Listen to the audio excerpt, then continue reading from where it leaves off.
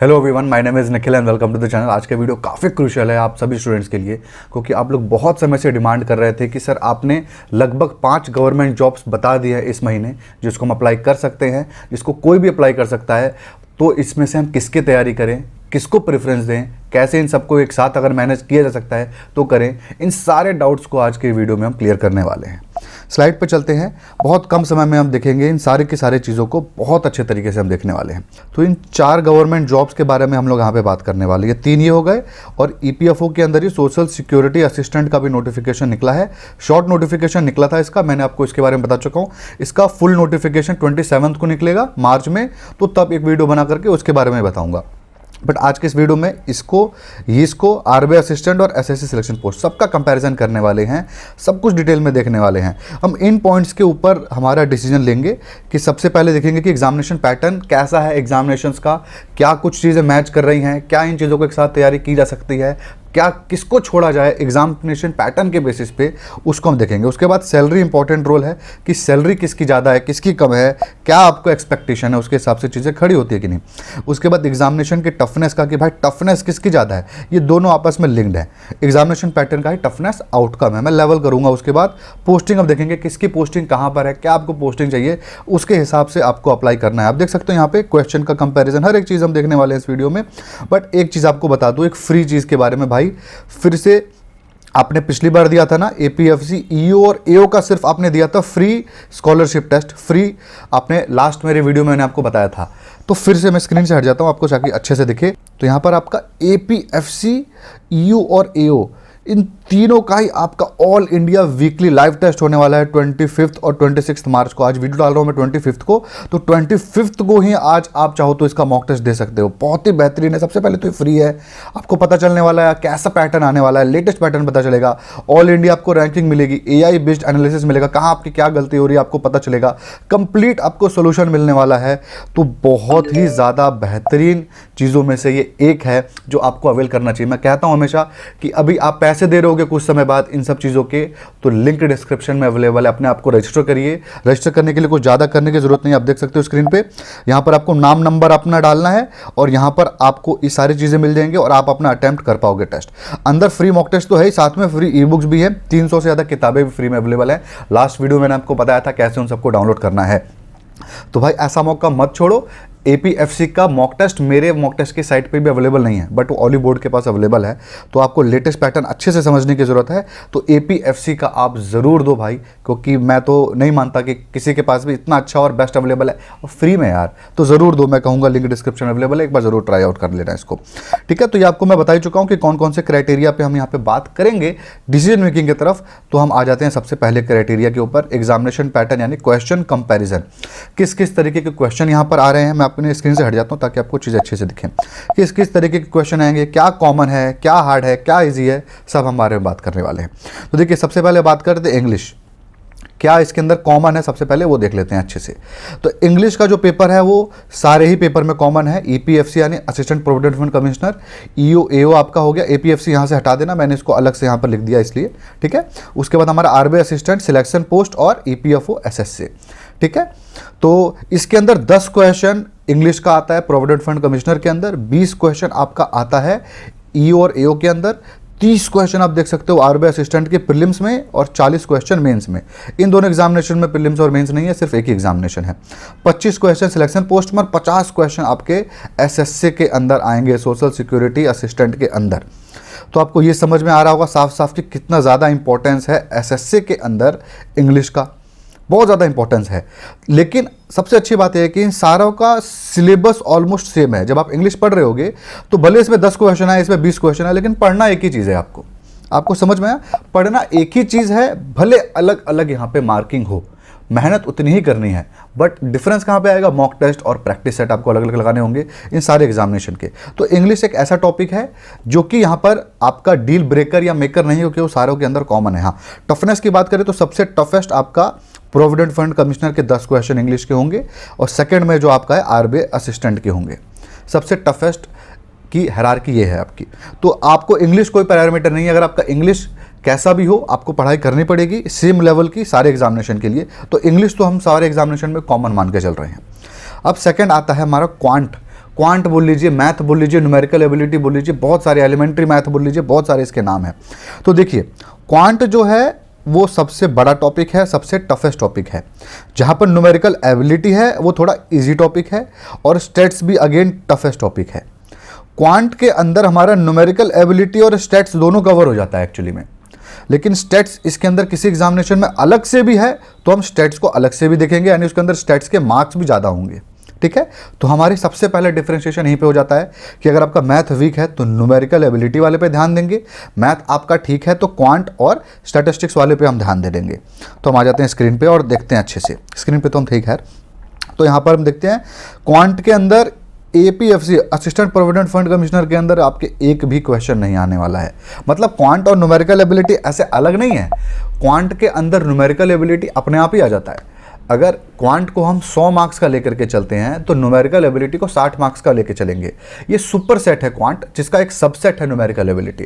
Numerical ability का मतलब होता है कि बस बेसिक जो हमारे मैथमेटिकल कैलकुलेशन होते हैं बिजनेस से रिलेटेड, उसको हम न्यूमेरिकल एबिलिटी कहते हैं। और जहाँ पे आपका लॉजिकल चीज़ें चेक होने लगती हैं, एनालिटिकल चेक होने लगता है, एल्जेब्रा आ जाता है और हाई लेवल की चीज़ें आ जाती हैं, तो वहाँ पर हमारा प्ले होता है क्वांटिटेटिव एप्टीट्यूड।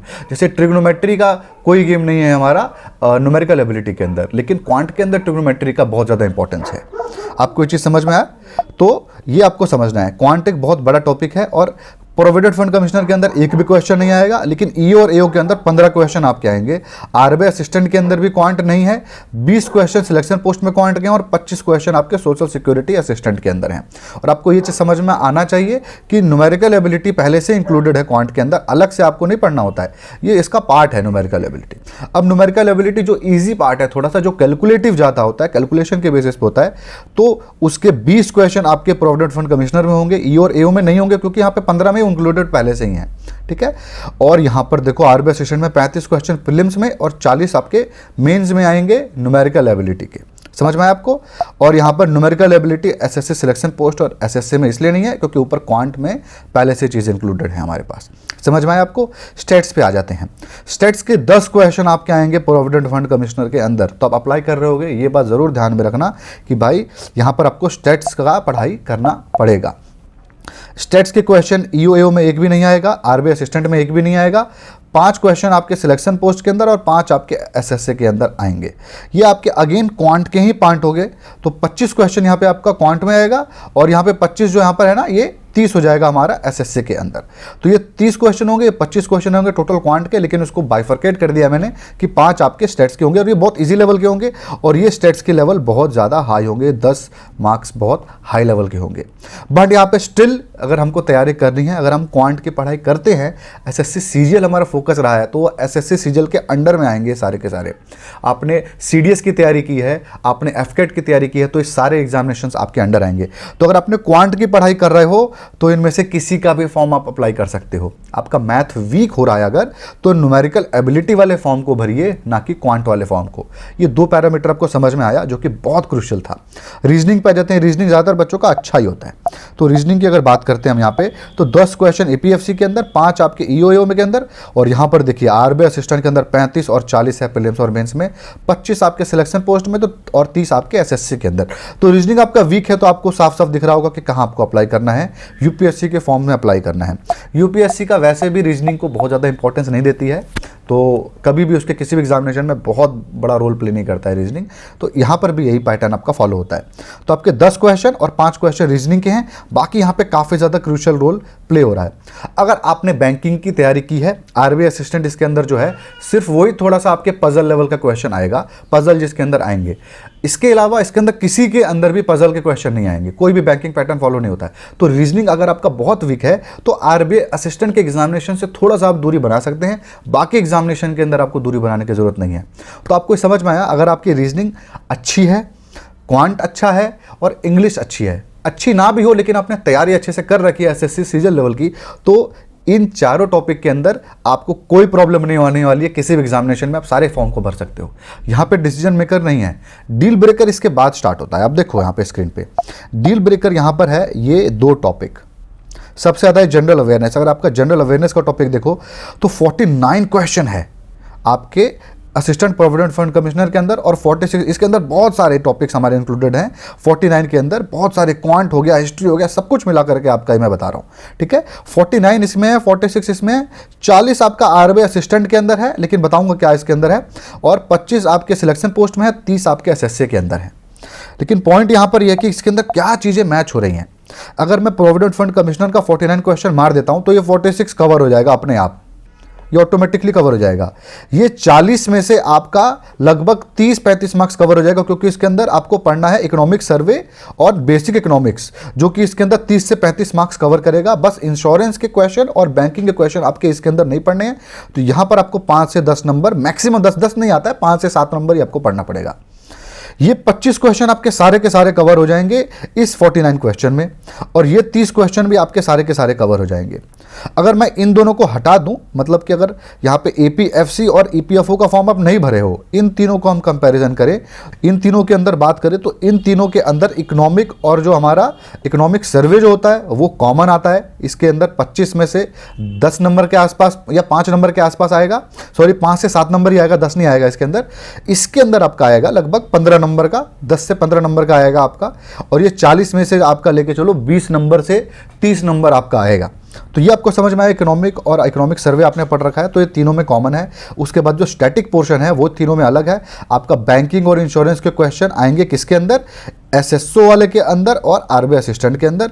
इसके अंदर हमारा स्टैटिक के अंदर मेनली हिस्ट्री के क्वेश्चन होंगे, आपके पॉलिटी के क्वेश्चन होंगे, ज्योग्राफी के क्वेश्चन होंगे। आपको समझ में आया, ये जनरल अवेयरनेस का डिफरेंस है। लेकिन अगर आप ये 49 पढ़ लेते हो तो ये सारा का सारा कवर हो जाएगा, 2-4 मार्क्स आपके छोड़ करके बाकी सब कुछ कवर हो जाएगा इसके अंदर। तो आपको ये चीज़ समझ में आया कि ये 49 मार्क्स की तैयारी आप करते हो तो सबका आपका काम हो जाएगा। तो ईपीएफओ अब तक हमारे सबसे सुप्रीम लेके चल रहे हैं हम लोग कि ईपीएफओ और ईओ, अगर आप ये दोनों फॉर्म भरे हो, इनकी तैयारी कर रहे हो, तो ऑलमोस्ट ये सारे के सारे आप अप्लाई कर सकते हो।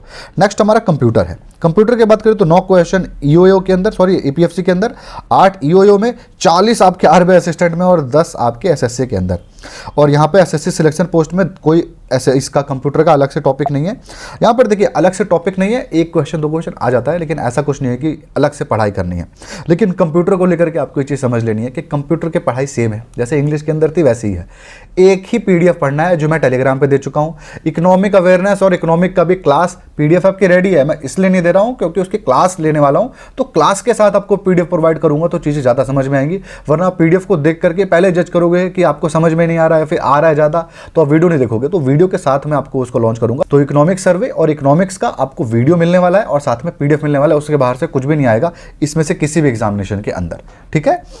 तो आपको ये समझ में आना चाहिए अभी। तो कंप्यूटर का भी सेम हमारा ऐसा ही है, जैसे इंग्लिश में था, अगर एक पीडीएफ आपने पढ़ लिया जो मैं टेलीग्राम पे दे चुका हूँ, हिंदी इंग्लिश दोनों भाषाओं में, उस पीडीएफ से आप सारे के सारे क्वेश्चन इसके अंदर टिक मार दोगे, कोई बाहर का सिलेबस नहीं आने वाला है। 30 से 40 या 50 पेज मैक्सिमम आपको पढ़ने हैं, और लेटेस्ट कंप्यूटर की जनरल अवेयरनेस क्विज टाइप की या फिर पीडीएफ टाइप की मैं आपको प्रोवाइड करने की कोशिश करूंगा। नहीं करता हूं तो आप गूगल कर लेना और कहीं से डाउनलोड कर लेना, जो भी कंप्यूटर से रिलेटेड करंट अफेयर्स है, जैसे क्वांटम कंप्यूटर्स बहुत लेटेस्ट में चल रहा है, गूगल के पास एक ही पूरे दुनिया में है तो वहां पर है, तो उसके रिलेटेड चीज़ें आपको पता होनी चाहिए। तो बस थोड़ी बहुत करंट अफेयर्स आपको पता होना चाहिए कंप्यूटर का, वो आपका इसके अंदर इंपॉर्टेंट है। बाकी आपको समझ में है। बाकी अदर्स टॉपिक यानी ऐसे क्वेश्चन जो कि भाई किसी में भी नहीं है इसके अंदर कॉमन, वो है यहाँ पर 12 क्वेश्चन यहाँ पे और 26 क्वेश्चन आपके यहाँ पर। ये ऐसे टॉपिक हो गए जैसे कि आपका लेबर, आपके लॉ पढ़ने हो गए, आपको यहाँ पर पढ़ना पड़ेगा ऐसे क्वेश्चन जैसे कि अलग से आपको कोई एक्ट पढ़ना पड़ रहा है, आपको प्रोविडेंट फंड का एक्ट पढ़ना पड़ेगा यहाँ पर, वैसे यहाँ पर भी पढ़ना पड़ेगा। इसको इंक्लूड मैंने नहीं किया क्योंकि ज़्यादातर इसके अंदर नहीं आएंगे, 2-3 क्वेश्चन ही आपके इसके अंदर आएंगे,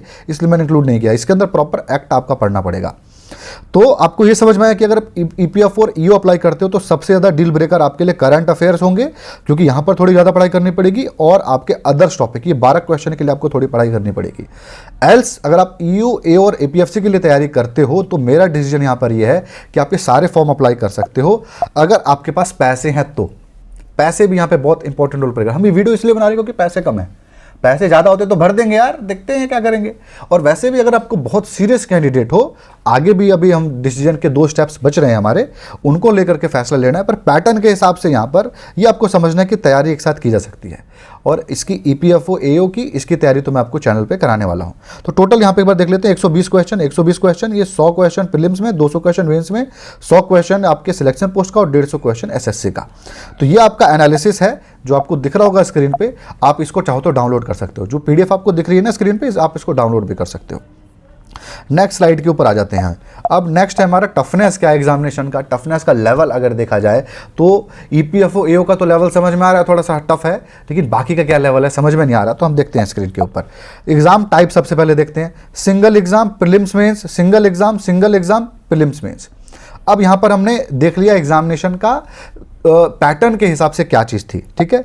अब यहाँ पर हम देख रहे हैं कि EPFO जैसे आपका है सिंगल एग्जामिनेशन है, आपका RBI असिस्टेंट 2 एग्जामिनेशन है, SSC आपको 2 एग्जामिनेशन देने की जरूरत है। तो आपको ये समझ में आया कि ये अपने आप ही टफ हो गया। RBI असिस्टेंट और EPFO अपने आप ही टफ हो गए, क्योंकि एक एग्जामिनेशन आपका अच्छा चला गया, दूसरे एग्जामिनेशन में बीमार हो गए तो ऐसे ही आप फेल हो जाओगे, या दूसरे एग्जामिनेशन के लिए तैयारी करनी नहीं पड़ेगी, 3 महीने देने पड़ेंगे, 2 महीने देने पड़ेंगे, ऐसे वो एग्जामिनेशन टफ हो गया। तो अगर आपके लिए टफनेस 2 एग्जामिनेशन देना है, मेरे लिए भी मैं इसको बहुत टफ मानता हूँ, तो मैं इन दोनों को सबसे टफेस्ट एग्जामिनेशन में रखूंगा, RBI असिस्टेंट को और SSA को। हालांकि SSA का पूरा नोटिफिकेशन अभी नहीं निकला, एक बार निकलेगा तो ज़्यादा समझ में आएगा कि आखिर भाई इसका अंदर पैटर्न में क्या चेंजेस हैं, ठीक है। तो आपको ये चीज़ समझ में आया कि ये एग्जामिनेशन 2 ऐसे हैं जिसके अंदर आपको 2 एग्जामिनेशन देने पड़ेंगे।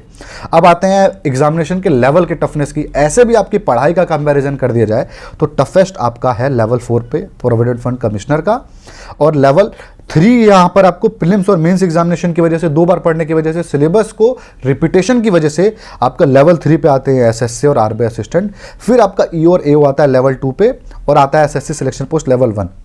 तो इस हिसाब से सबसे आपको अगर एक एग्जामिनेशन टारगेट करने का मन है तो सबसे स्वीट स्पॉट पे है आपका EO और AO। ये हमने फैसला ले लिया टफनेस के और पैटर्न के हिसाब से कि EO और AO ऐसा एग्जामिनेशन है जो हम इजीली टारगेट कर सकते हैं।